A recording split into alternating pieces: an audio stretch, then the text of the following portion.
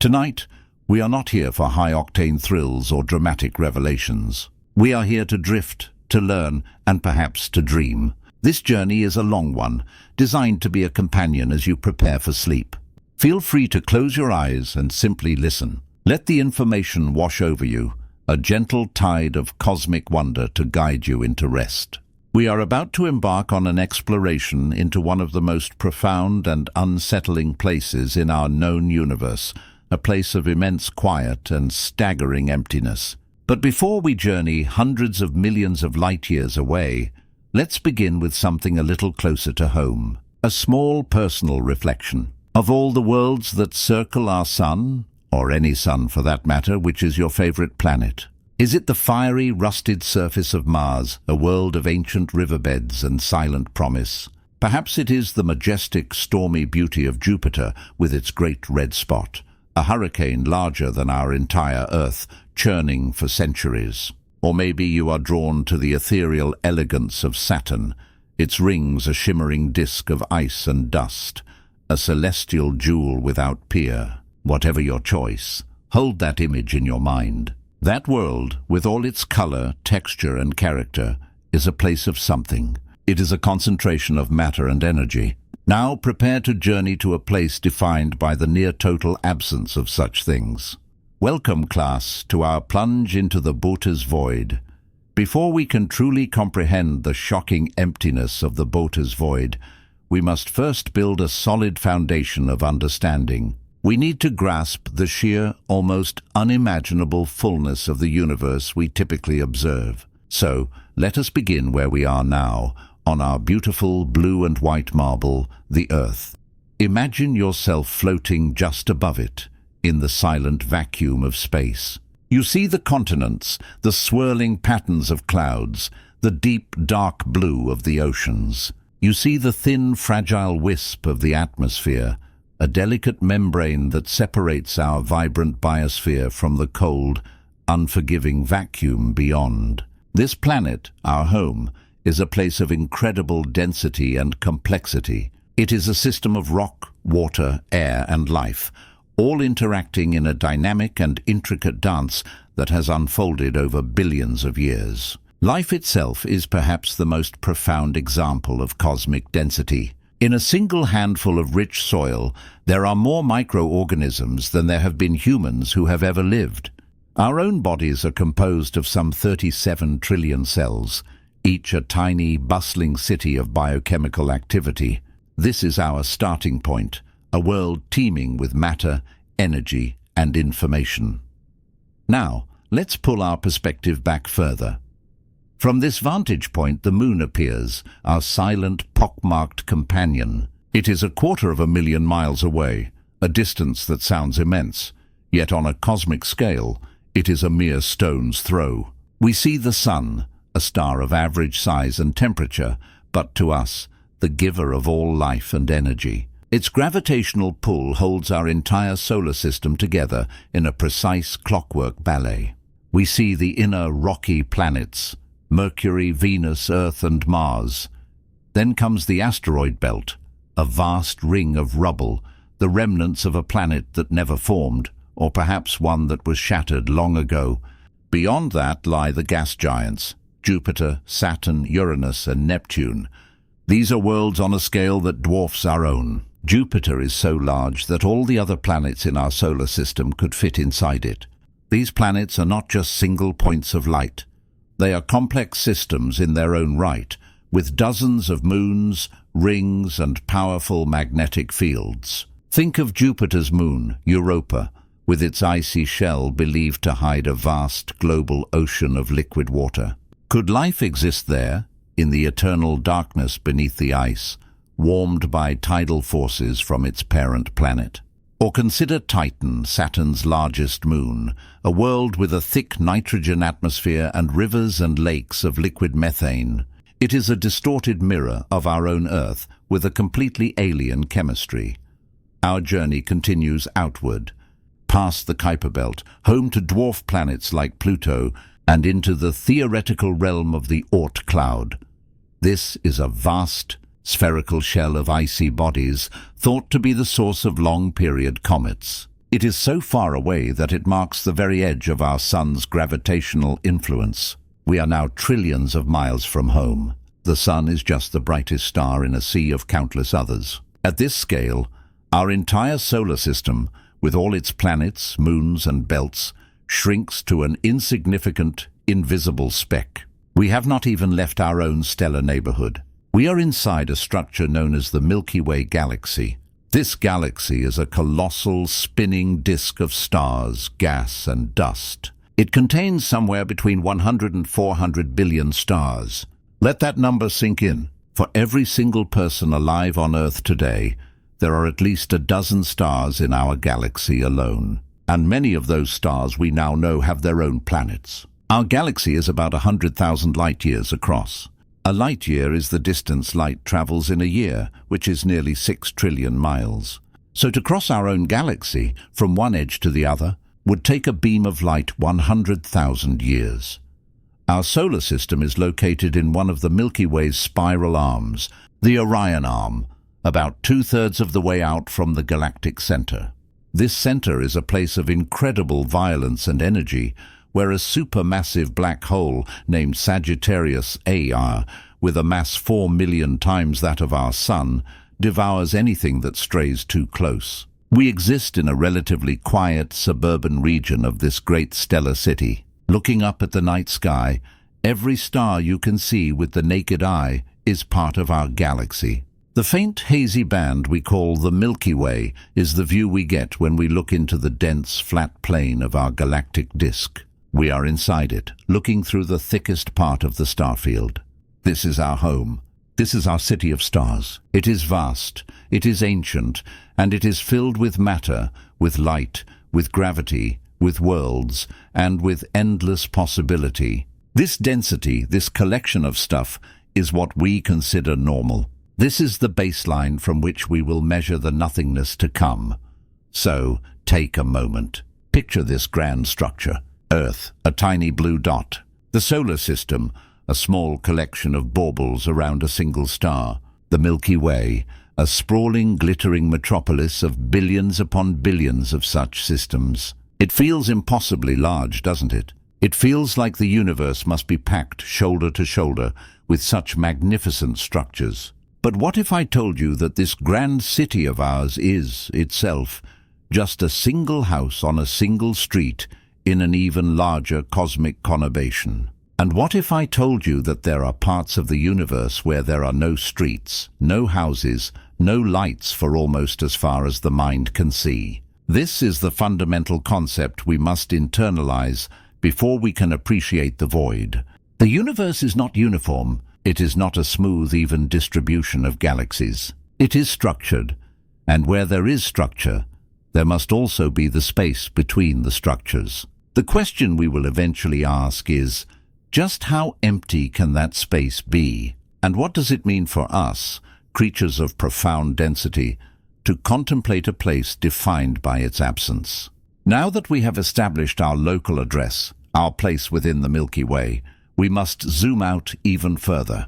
The journey to the Boötes void is a journey of scale, and each step reveals a new layer of cosmic architecture. Our Milky Way galaxy, as immense and self-contained as it seems, is not alone. It is part of a small, gravitationally bound collection of galaxies known as the local group. This group contains another large spiral galaxy, Andromeda, which is currently hurtling towards us at a speed of about 250,000 miles per hour. In about 4.5 billion years, our two galaxies will collide and merge, a monumental event that will reshape our stellar neighborhood entirely. The local group also contains dozens of smaller dwarf galaxies, like the large and small Magellanic Clouds, which are visible as faint smudges in the southern hemisphere's night sky. Think of the local group as a small town or a galactic suburb. Our Milky Way and Andromeda are the two main cities, and the dwarf galaxies are the surrounding villages and hamlets, all tied together by the invisible threads of gravity. This entire cluster spans about 10 million light-years across. This concept of galaxies clustering together is a fundamental principle of cosmology. Gravity, the weakest of the four fundamental forces, is the undisputed king on cosmic scales. Over billions of years, it has been patiently drawing matter together. So, as we continue to pull our perspective back, we see that our local group is not an isolated town. It is part of an even larger structure, a massive supercluster of galaxies known as the Virgo supercluster. This gargantuan collection contains over 100 galaxy groups and clusters, and its total mass is estimated to be over a quadrillion times that of our Sun. Its gravitational center is the Virgo cluster, a dense collection of thousands of galaxies located about 54 million light-years from us. Our local group is on the outskirts of this supercluster, slowly being pulled towards its dense core. Imagine a vast metropolitan area. The Virgo cluster is the bustling downtown core, and our local group is a quiet suburb on the edge of the city limits. This entire Virgo supercluster stretches for about 110 million light-years. For a long time, astronomers believed that these superclusters were the largest structures in the universe. They thought the universe, on a large enough scale, would become smooth and uniform, with superclusters distributed more or less randomly, like raisins in a cake. But in the 1980s, with more powerful telescopes and ambitious galactic surveys, a new, more intricate, and far more beautiful picture began to emerge. Astronomers like Margaret Geller and John Huchra at Harvard began to meticulously map the three-dimensional positions of thousands of galaxies. What they found was not a random distribution. The galaxies and superclusters were not scattered like dust. Instead, they were arranged in a breathtakingly complex pattern, a vast, interconnected network of structures that permeates the entire observable universe.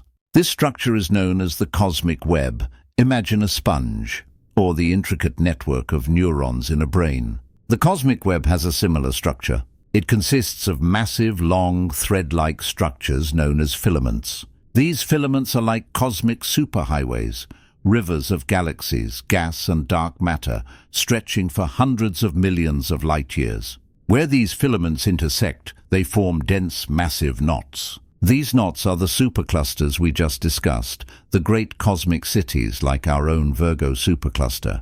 These filaments and clusters contain most of the visible matter in the universe. They are the bright, glittering threads that make up the grand cosmic tapestry. Our own supercluster, Virgo, has recently been recontextualized as just one lobe of an even larger structure, a galactic supercluster named Laniakea, which means immeasurable heaven in Hawaiian. Laniakea is 520 million light-years in diameter and contains the mass of 100 quadrillion suns. It is a continent of galaxies, and we are but a tiny island off its coast. This web-like structure is a direct consequence of the conditions in the very early universe. Moments after the Big Bang, the universe was an incredibly hot, dense soup of particles. It was almost perfectly uniform, but not quite. There were minuscule, random quantum fluctuations, tiny variations in density from one point to another. As the universe expanded and cooled, gravity began to act on these fluctuations. The slightly denser regions began to pull in more matter, growing ever denser.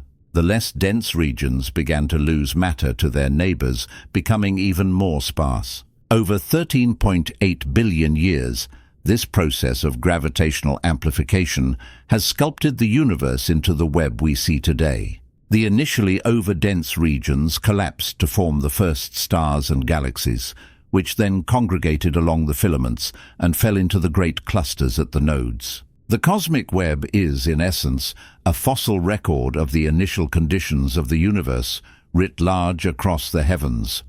But this raises a profound and crucial question. If gravity has been pulling all the matter into these filaments and clusters for billions of years, what has been happening to the regions that started out with slightly less density? Where did all the matter go? The answer is the other half of the cosmic architecture. For every brilliant filament and every dense cluster, there must be a corresponding area of profound emptiness from which that matter was drawn. These are the cosmic voids. If the filaments are the threads of the tapestry, The voids are the vast, dark spaces in between. They are not just empty by our terrestrial standards. They are empty on a scale that defies our intuition. They are the inverse of the cosmic web, the deep, silent valleys to the web's glittering mountain ranges. And it is in the heart of one of these great valleys, the largest one ever discovered, that our journey will ultimately take us. Does the existence of such a structure, this cosmic brain, imply a kind of universal consciousness? Or is it merely the inevitable, beautiful result of simple physical laws playing out on an unimaginable scale? We have painted a picture of a universe filled with structure, a grand cosmic web of galaxies. Now, we must turn our attention to the shadows, to the spaces between the threads. We must define what a cosmic void truly is, because the word empty can be misleading. When we speak of emptiness in our daily lives, we might think of an empty room. But that room is not truly empty. It is filled with air, a mixture of nitrogen, oxygen, argon, and other gases. A single cubic centimeter of the air you're breathing right now contains roughly 25 quintillion, that's 25 followed by 18 zeros, molecules. Even if we were to pump all the air out of that room, creating a near-perfect vacuum, the space would still not be empty. It would be filled with radiation, such as photons from light and heat. It would be filled with gravitational fields. And most fundamentally, according to quantum mechanics, it would be seething with a constant fizz of virtual particles popping in and out of existence from the quantum foam. True, absolute nothingness may not even be possible.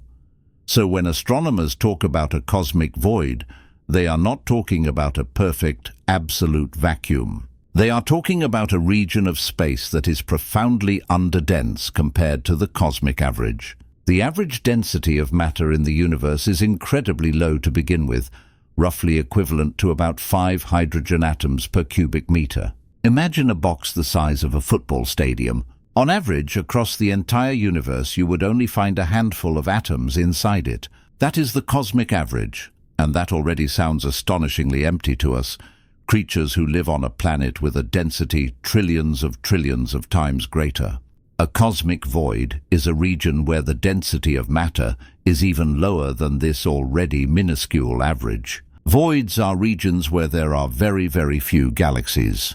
While the filaments of the cosmic web are packed with galaxies, sometimes separated by only a few million light-years, the voids are vast expanses where you might travel for tens or even hundreds of millions of light-years without encountering a single major galaxy. The scale of these voids is difficult to internalize. They are not small pockets of nothingness. They are the dominant feature of the universe by volume. While most of the mass is concentrated in the filaments and clusters, most of the space is in the voids. It is estimated that voids take up somewhere between 80% and 95% of the total volume of the universe. This is a startling realization. Our view of the cosmos is profoundly biased. We live in a dense region, a filament within a supercluster. We look out and see a sky filled with stars and galaxies. We are like someone living in a bustling city who assumes the entire world is made of skyscrapers and crowded streets. In reality, we are living in one of the universe's rare, crowded oases, and the vast majority of the cosmic landscape is a desolate, empty desert. The universe is not a sea of galaxies with a few empty spots. It is a vast ocean of emptiness with a few thin, glittering nets of galaxies cast through it. The density inside a typical void is about 1/10 of the cosmic average. So, in our football stadium-sized box, instead of finding a handful of atoms, you would have to search through 10 such stadiums to find that same handful. But it's not just the scarcity of normal, baryonic matter, the stuff that makes up stars, planets, and us. Voids are also underdense in dark matter. Dark matter is the mysterious, invisible substance that makes up about 85% of the matter in the universe. We can't see it, but we know it's there because of its gravitational effects on the things we can see. It acts as the invisible scaffolding upon which the cosmic web is built. The filaments and clusters of the web are anchored in vast halos of dark matter. Since dark matter, just like normal matter, is subject to gravity, it too has been evacuated from the voids over cosmic time, flowing into the denser filaments. So a void is a region that is deficient in both the matter we can see and the matter we can't. What is left inside? As we said, it's not a perfect nothing. There is still the cosmic microwave background radiation, CMB, the faint afterglow of the Big Bang, permeating all of space, voids included. There are neutrinos, ghostly subatomic particles that barely interact with anything, streaming through the voids by the trillion. And there is the most mysterious component of all, dark energy. This is the theoretical energy inherent to space itself, which is causing the expansion of the universe to accelerate. While dark matter and regular matter have been draining out of the voids, dark energy is thought to be uniform everywhere. Because it is a repulsive force, its effects are most pronounced in the voids. In the dense clusters, gravity easily overpowers dark energy's gentle push. But in the vast emptiness of a void, where gravity is incredibly weak, dark energy reigns supreme, pushing the few galaxies that remain further and further apart, making the void even larger and emptier over time. A void is a kingdom ruled by dark energy. So, a cosmic void is a vast, ancient and growing expanse of space, hundreds of millions of light-years across, with a density of both normal and dark matter far below the cosmic average. It is a place where the universe's expansion is accelerating fastest, a place where gravity has lost the war against the repulsive force of dark energy. It is permeated by ancient light and ghostly particles, but it is almost entirely devoid of the galaxies, stars and planets that we consider the hallmarks of the cosmos. Now consider the philosophical implications of this. We often think of creation as the act of making something from nothing, but the universe seems to have done the opposite. It started with a nearly uniform something, and through the inexorable laws of physics, it has created vast regions of near-nothingness. Is emptiness then not just an absence, but a fundamental and active component of the cosmic structure? Is the universe a story about matter, or is it a story about the space that matter has left behind? Our journey now brings us to a specific time and a specific discovery. The year is 1981. Astronomy was in the midst of a revolution. For centuries, astronomers had been charting the two-dimensional positions of stars and galaxies on the celestial sphere, creating beautiful but flat maps of the sky. The third dimension, distance, was incredibly difficult to measure. But by the late 20th century, techniques using the redshift of galaxies had become more refined. Redshift is the cosmic equivalent of the Doppler effect. Just as the pitch of a siren changes as it moves towards or away from you, the color of light from a galaxy shifts towards the red end of the spectrum as it moves away from us due to the expansion of the universe. The greater the redshift, the faster the galaxy is receding, and therefore the farther away it is. By meticulously measuring the redshift of thousands of galaxies, astronomers could finally begin to build a true three-dimensional map of the cosmos. A team of astronomers, Robert Kirshner, Augustus Umler Jr., Paul Schechter, and Stephen Schechtman, were conducting one such survey at the Kitt Peak National Observatory in Arizona. They were focusing on a patch of sky in the direction of the constellation Boötes, the herdsman. Their goal was to understand the large-scale distribution of galaxies. They were, in essence, cosmic cartographers, drilling core samples into the universe to see how the density of galaxies changed with distance. They expected to find a relatively uniform distribution, perhaps with some clumps and clusters here and there, consistent with the prevailing theories of the time. They pointed their telescope at a galaxy, measured its spectrum to determine its redshift, and plotted its position on their 3D map. Then they moved to the next galaxy, and the next, and the next. As they collected their data, a strange and unsettling pattern began to emerge. In most directions, they found galaxies at various distances, just as they expected. But in one particular direction, in the constellation Boötes, they found a puzzling gap. They found some galaxies relatively close by, and they found galaxies very far away, but in between there was a vast region of space where their survey was turning up. Nothing. At first, they might have suspected a problem with their equipment, or perhaps an error in their calculations. It seemed statistically improbable. They checked their data. They re-observed the region, but the result was the same. It was as if someone had taken a giant cosmic eraser and wiped a huge section of the universe clean of galaxies. The initial paper they published in 1981 was cautiously titled "A Million Cubic Megaparsec Void in Boötes." A megaparsec is a unit of distance in astronomy equal to about 3.26 million light-years. So a million cubic megaparsecs is an immense volume of space. Their preliminary data suggested a roughly spherical region of space, tens of millions of light-years across, that was almost completely empty of galaxies. The scientific community was stunned and skeptical. The finding was so radical, so contrary to the accepted models of the universe, that it was met with a degree of disbelief. Could there be some kind of intervening dust cloud blocking our view of the galaxies that were surely there? No, if that were the case, it would also obscure the much more distant galaxies they were able to see behind the region. The space wasn't dark because something was in the way. It was dark because there was simply nothing there to see. Over the next few years, as the survey continued and other astronomers began to investigate, the true mind-boggling scale of the void became apparent. The initial estimates were a dramatic understatement. Further surveys, deeper and more comprehensive, confirmed the void's existence and expanded its known dimensions. What they had stumbled upon was not just a void. It was the largest cosmic void ever discovered, a true titan of emptiness. It became known as the Boötes void, or sometimes more evocatively, the Great Nothing.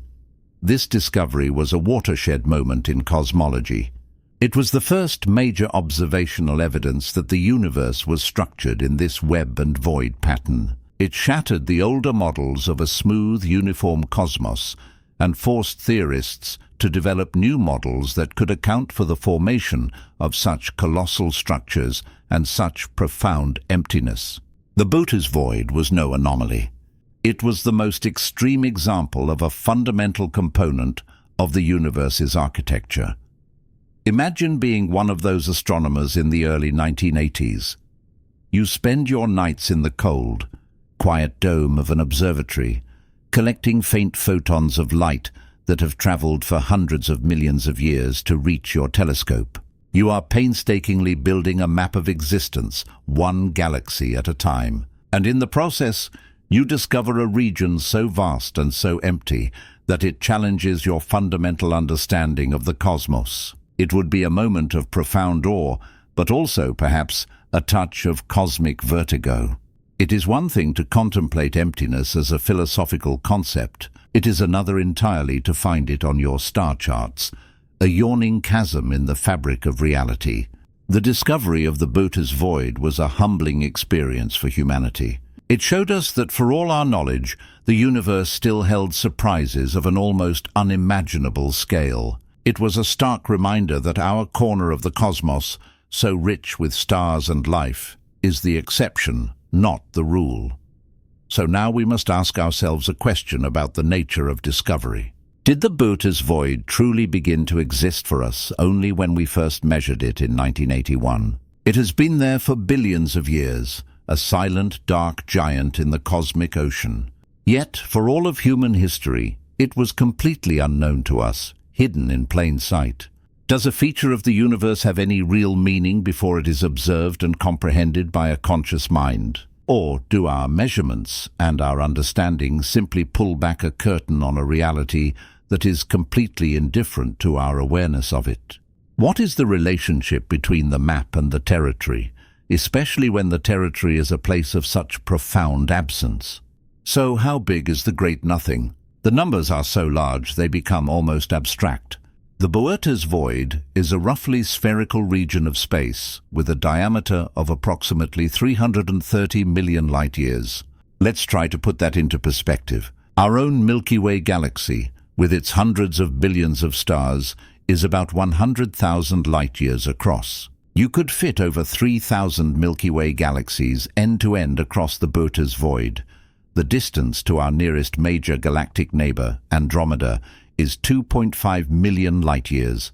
The void is more than 100 times wider than that distance. If you were to pilot a spaceship traveling at the speed of light, it would take you 330 million years to cross from one side to the other.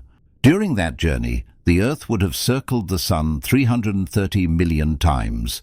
Continents would have drifted, mountains would have risen and eroded, and entire species would have evolved and gone extinct. The volume of the Boötes void is immense, representing about 0.25% of the entire observable universe's volume. If our Milky Way galaxy were the size of a marble in your hand, the Boötes void would be a sphere over 2 miles wide. It is a region of space so large that if our galaxy were placed at its very center, we would not have even known that other galaxies existed until the 1960s, when telescopes became powerful enough to peer across that unimaginable gulf of darkness. Imagine a night sky with no Milky Way band, no Andromeda smudge, no distant nebulae.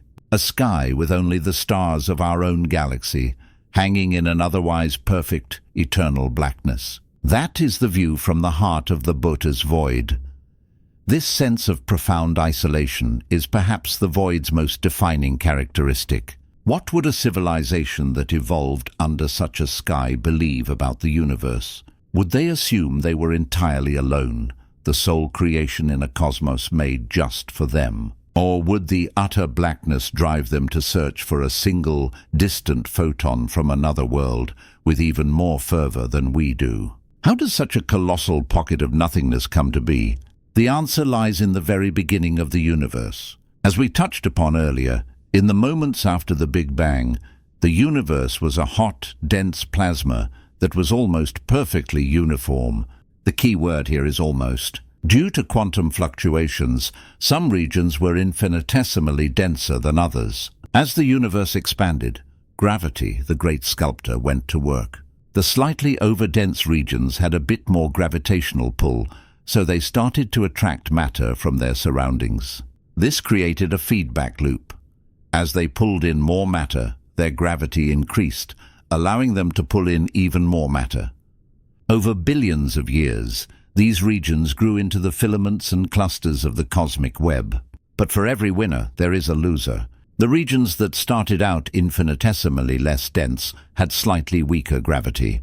They not only failed to attract new matter, but they also had their existing matter siphoned away by their denser, more gravitationally powerful neighbors. These under-dense regions were hollowed out, stretched and expanded, becoming the cosmic voids. Think of it like a network of rivers carving canyons into a landscape. The rivers are the filaments, carrying matter towards the great lakes of the clusters, and the canyons they leave behind are the voids. A crucial element in this process is dark energy, the mysterious force causing the universe's expansion to accelerate. Inside a void, gravity is incredibly weak. There's nothing massive enough to hold the space together. Here, dark energy dominates, pushing the boundaries of the void outward and driving the few galaxies within it even further apart. Voids are not just passive gaps. They are actively growing, becoming emptier and larger as the universe ages. Does this process, a simple consequence of initial conditions and physical law, diminish the awe we feel? Or does it enhance it, showing us that from the simplest of rules, a universe of profound and complex beauty can emerge? We cannot discuss the formation of voids without delving deeper into the two greatest mysteries of modern cosmology: dark matter and dark energy. Together, they make up 95% of the energy mass content of the universe, while the stuff we're made of, normal matter, is a mere 5%. Dark matter is the invisible scaffolding. It doesn't interact with light, but it has gravity. The vast halos of dark matter are what anchor galaxies and clusters, providing the gravitational backbone for the cosmic web. Just like normal matter, dark matter was evacuated from the voids, flowing along the filaments to congregate in the clusters. The Boötes void, therefore, is not just a void of stars and gas. It is a profound void of dark matter as well. Its gravitational landscape is incredibly flat and weak. If dark matter is the builder, dark energy is the demolisher, or perhaps the expander. It is a repulsive force, an intrinsic property of space-time itself that pushes everything apart. In dense areas like our galaxy, gravity is far too strong for dark energy to have a noticeable effect. But in the ultra-low density environment of the Boötes void, dark energy reigns supreme. It is the dominant force, pushing on the void from within, causing it to expand. Voids like Boötes are natural laboratories for studying dark energy. By observing the subtle ways galaxies on the edges of voids are being pushed away, astronomers can learn more about this mysterious force that will ultimately dictate the fate of our universe. The Boötes void is a window into a future where dark energy has won its long war against gravity, a future of accelerating expansion and increasing isolation. Is it unsettling to think that our destiny is being shaped by forces we cannot see and do not understand? Or is it a thrilling challenge, a reminder that the greatest discoveries are still ahead of us? For years, the Boötes void was thought to be almost completely empty. But as our observational capabilities improved, we began to find a few lonely inhabitants. In 1987, astronomers discovered the first few galaxies inside the void. To date, we have identified about 60 galaxies scattered across this immense volume. To put that in perspective, a similar-sized volume of normal space would contain tens of thousands of galaxies. If this region were a stretch of the United States 3,000 miles wide, it would contain only 60 houses. These galaxies are not arranged in clusters or groups. They are profoundly isolated, each one an island of light in a near-infinite ocean of dark. Intriguingly, many of these void galaxies exhibit a peculiar structure. They tend to be shaped like a tube or a filament, a thin, stretched-out line of stars and gas. This is thought to be a result of their unique formation history. They weren't formed in the chaotic, crowded environment of a cluster where mergers and interactions are common. Instead, they formed in extreme isolation, their shape likely influenced by the gentle, persistent gravitational pull from the distant filaments that border the void. These are some of the most lonely objects in the entire universe. For any hypothetical civilization within one of these galaxies, the sky would be a place of deep, profound blackness. The concept of other galaxies would be purely theoretical for most of their history. What does such extreme isolation do to the development of life or of a civilization? Does it foster introspection and philosophy, or does it lead to a sense of cosmic despair? Are these galaxies prisons, or are they sanctuaries, protected from the violent galactic collisions common elsewhere? The very existence of something as vast as the Boötes void poses a challenge to our standard cosmological model, the lambda CDM model. This model, which incorporates dark energy, lambda, and cold dark matter, CDM, is incredibly successful at explaining the universe on many scales. However, computer simulations based on this model struggle to produce voids as large and as empty as the Boötes void. The simulations create a cosmic web with voids, yes, but they are typically much smaller. The Boötes void is an outlier, a Six Sigma event, something so statistically unlikely that it pushes the boundaries of our understanding. This doesn't mean our model is wrong, but it might mean it's incomplete. Perhaps there's a nuance to the nature of dark energy we haven't grasped, or maybe the initial quantum fluctuations in the early universe weren't perfectly random. Some more exotic theories suggest that the Boötes void could be the result of the collision of our universe with another bubble universe in the distant past, an event that would have pushed matter aside, leaving a scar of emptiness. While this is highly speculative, the void's extreme nature forces scientists to consider such possibilities. It serves as a crucial stress test for our theories. It is a cosmic anomaly that whispers to us that there are still fundamental things about the universe's structure and evolution that we do not yet understand. When faced with data that doesn't fit the theory, we have a choice. Do we dismiss the data as a fluke, or do we question the theory? Science, at its best, always chooses the latter. Let's step back from the physics and astronomy for a moment and consider the philosophical weight of the Boötes void. In human culture, a vacuum is often abhorred. We equate emptiness with loss, loneliness, and meaninglessness. We are creatures of substance, of connection, of noise. The void is the antithesis of everything we are. And yet, many philosophical and spiritual traditions see profound value in emptiness. In Zen Buddhism, sunyata, or emptiness, is not a void of nothingness, but a state of potentiality, the absence of inherent, independent existence. Could we view the Boötes void in this way? Not as a lack, but as a place of pure potential. It is a region of the universe that is, in a sense, pristine. It is a canvas that has remained almost entirely untouched for 13 billion years. Its existence forces us to confront our own perspective.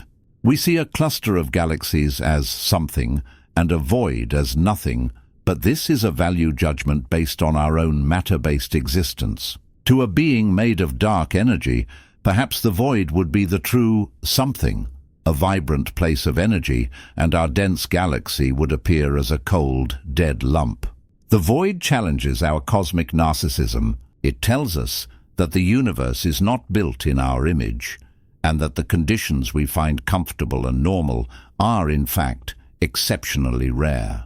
Does the universe require complexity and density to have meaning? Or is there a different kind of meaning, a different kind of majesty, in the silent, simple, expansive grandeur of the great nothing? Now we arrive at the central question of our title: what lives in space's darkest place? Let's first consider life as we know it. Carbon-based, requiring water, and powered by the energy of a star. Could such life exist in the Boötes void? The immediate answer seems to be no, for an obvious reason. There are almost no stars or planets.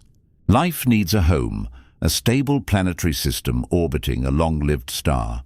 The galaxies within the void could host such systems, but they are incredibly few and far between.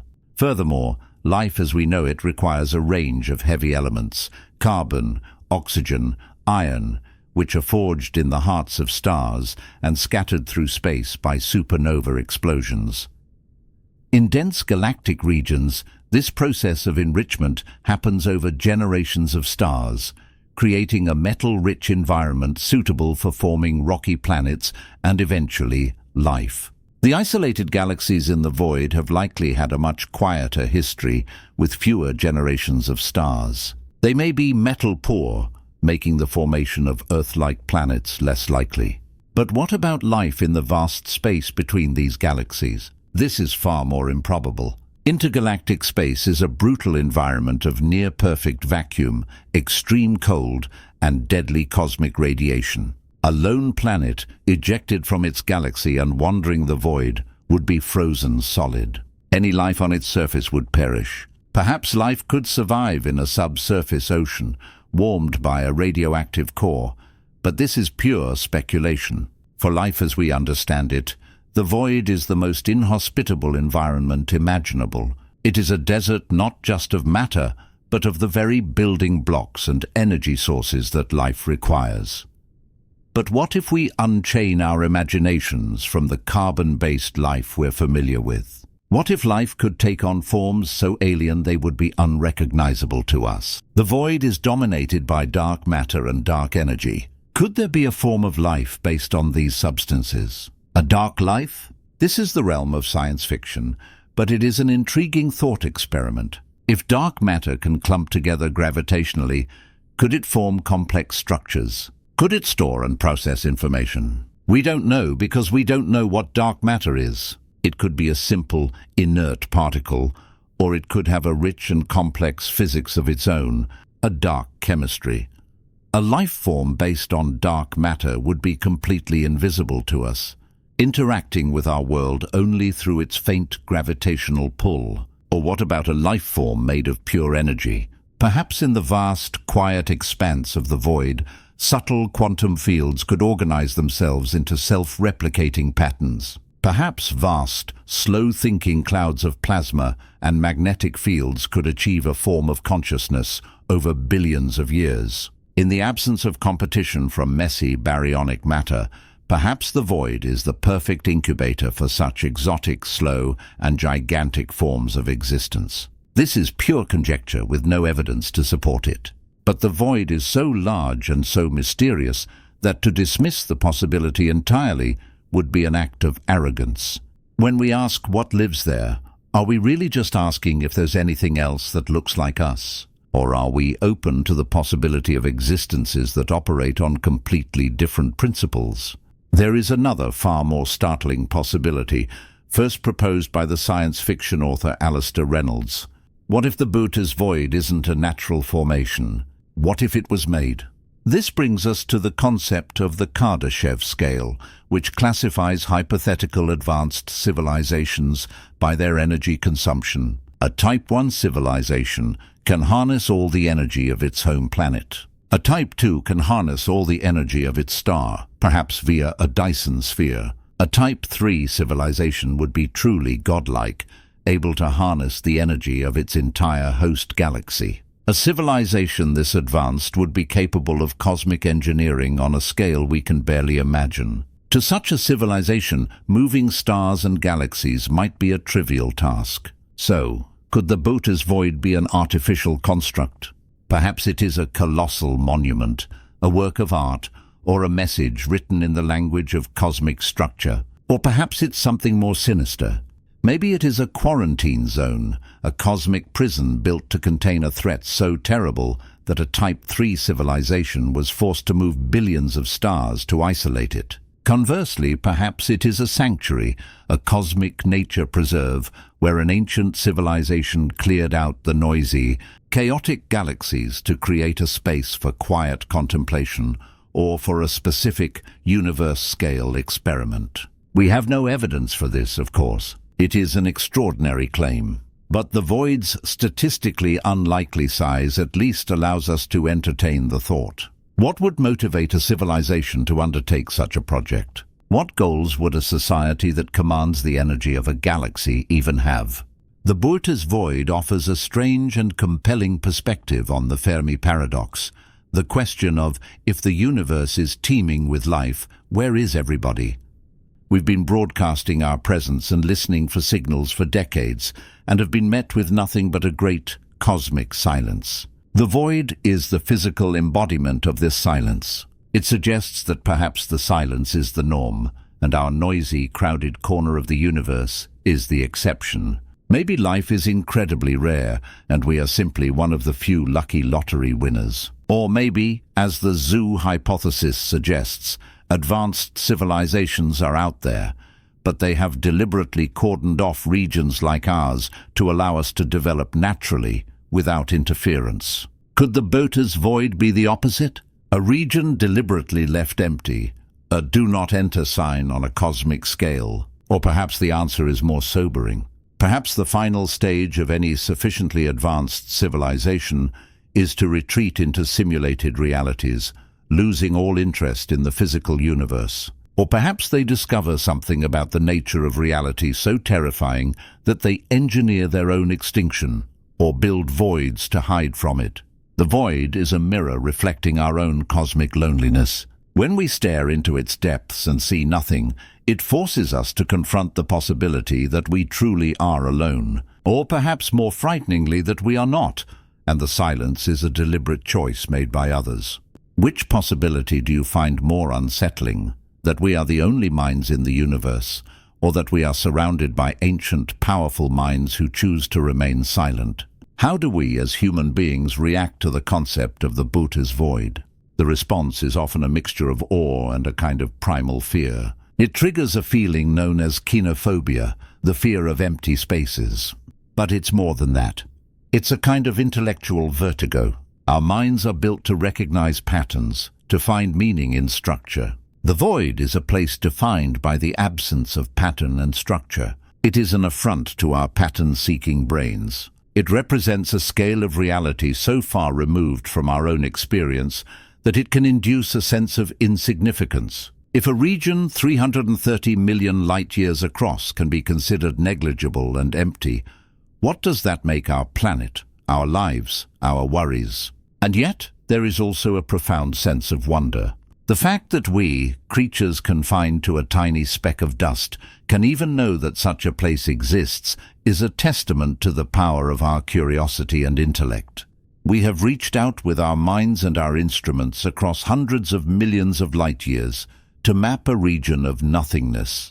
We have given it a name. We have woven it into our scientific and philosophical narratives. In a way, by observing and comprehending the void, we populate it with our own consciousness. We are the universe's way of knowing itself, and that includes its vast, empty spaces. Does our awareness of the void give it a meaning it would not otherwise possess?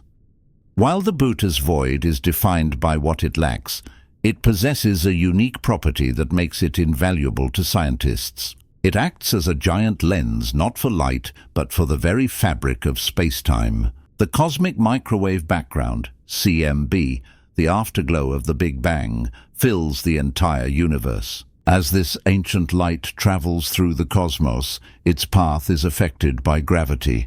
When CMB photons enter a dense supercluster, they gain energy falling into its gravitational well and then lose that same amount of energy climbing back out. The net effect is zero, but in a void something different happens. As a photon enters the void, it gains a little energy.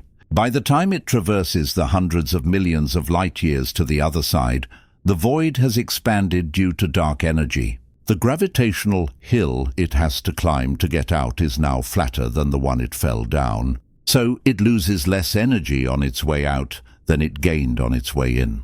The result is that photons passing through a void get a tiny energy boost, appearing slightly hotter or bluer. This phenomenon is called the integrated Sachs-Wolf (ISW) effect.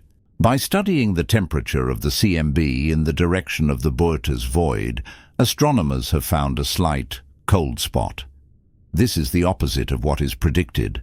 This cold spot anomaly is another puzzle presented by the void, suggesting our understanding of the interplay between gravity, dark energy, and light on the largest scales might still be missing a piece. The void isn't just empty, it's an active participant in the cosmic drama, leaving its subtle signature on the oldest light in the universe. What does the future hold for the Boötes void? As long as dark energy continues to dominate the universe, the future of the void is one of growth. The repulsive force of dark energy will continue to push its boundaries outward. The few galaxies that currently reside within it will be driven further and further apart, their light eventually red-shifting into invisibility from one another.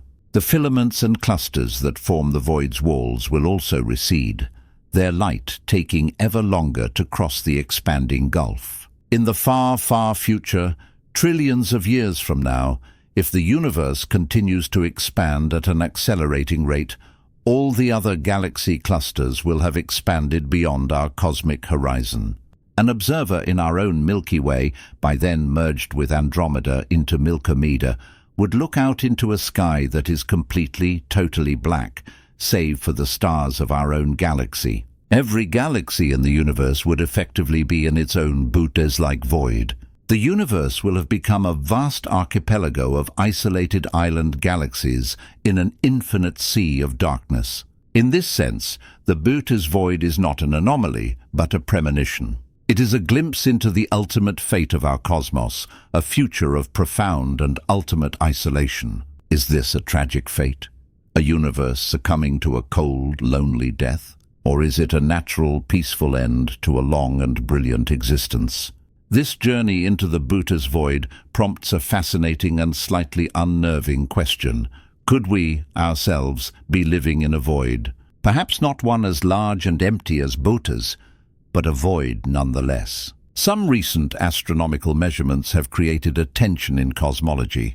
Measurements of the universe's expansion rate using nearby objects, like supernovae, give a slightly different value than measurements using the distant early universe, the CMB. This is known as the Hubble tension. One proposed solution is that we might live in a large, underdense region of space, a local void. If we were in such a region, the gravitational pull from the denser areas outside our void would affect our local measurements, making it seem like the universe is expanding faster than it should be. This is a controversial idea, and many cosmologists believe the tension will be resolved by more precise measurements or by refining our existing models. But it's a compelling thought. It would mean that our view of the universe is once again biased by our local environment. We may feel like we live in a busy city, but perhaps we are only in a modest suburb, surrounded by a less dense green belt of space. It's another reminder that in cosmology, understanding our own position, our own here, is one of the most difficult and important challenges.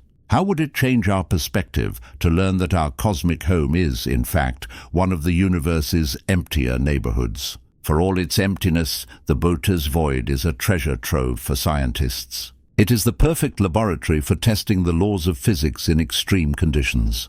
In the noisy environment of a galaxy cluster, the subtle effects of dark energy or modified gravity theories are completely washed out. But in the pristine, low-gravity environment of the void, these subtle effects might become detectable. By studying the motions of the few galaxies inside the void, we can place tight constraints on our theories of gravity and cosmology. The void also allows us to study galaxy formation in a unique context.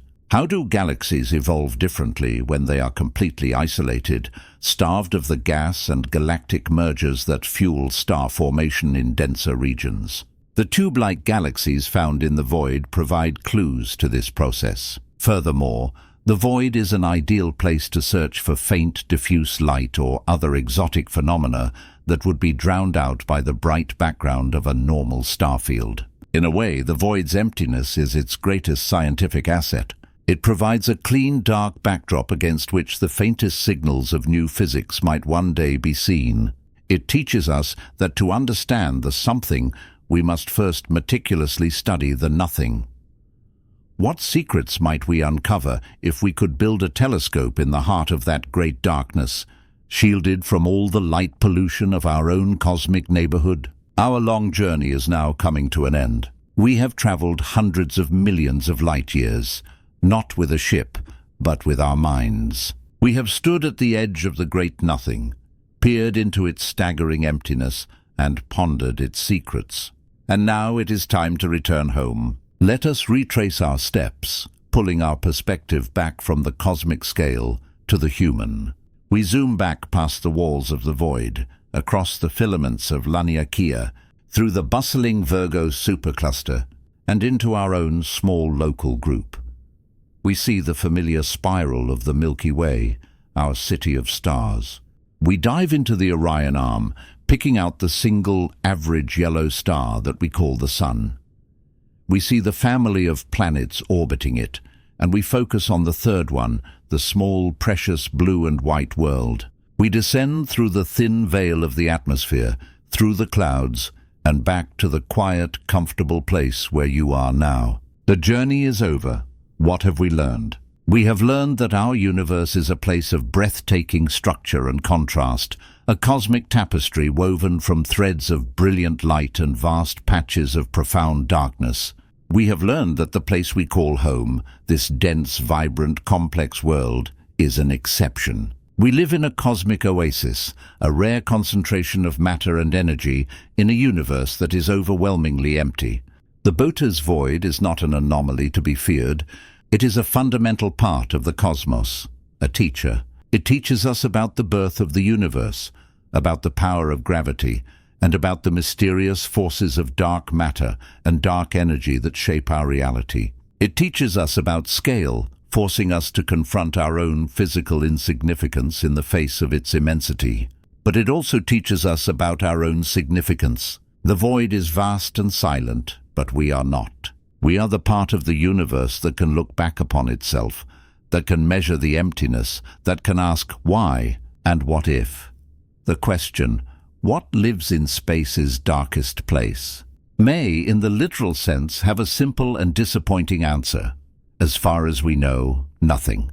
Nothing like us, at least. But in a deeper sense, What lives there are our questions, our curiosity, our awe, and our imagination. We have populated its 330 million light-year expanse with our theories, our philosophies, our hopes, and our fears. It has become a part of our mental map of the universe, a landmark of absence that helps us to define our own place of presence. It reminds us that rarity is precious. The light of a single star is more beautiful because of the darkness that surrounds it. And perhaps the life on this single planet is all the more meaningful because of the vast, silent, and empty spaces that lie beyond. As you now drift towards sleep, let the scale of the cosmos quiet your mind. Let your thoughts expand to fill the vastness we have explored, and then let them gently contract back to the simple, peaceful rhythm of your own breathing. You are a part of the cosmic web, a collection of stardust that has, for a brief moment in eternity, become self-aware. You are a witness to the majesty of it all, from the densest star cluster to the emptiest void. And in this awareness, in this quiet contemplation, you find your own unique and irreplaceable place in the universe. Sleep well and dream of the stars, and of the silent, peaceful darkness in between.